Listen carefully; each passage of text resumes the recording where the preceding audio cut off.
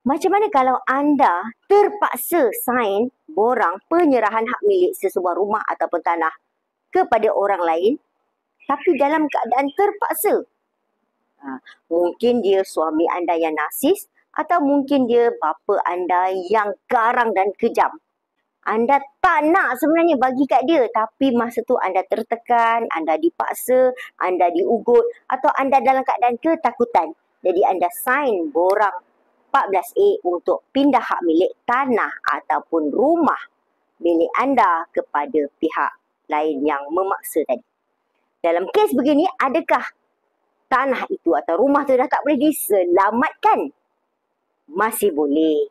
Selagi proses tu belum selesai, kita masih boleh cancel, revert balik. Proses tu, buat laporan polis, bagi tahu kita sign borang pertukaran hak milik under duress, iaitu dalam keadaan tertekan bukan secara rela. Anda juga boleh gunakan laporan polis tu untuk mohon pentadbir tanah, letakkan caveat pentadbir.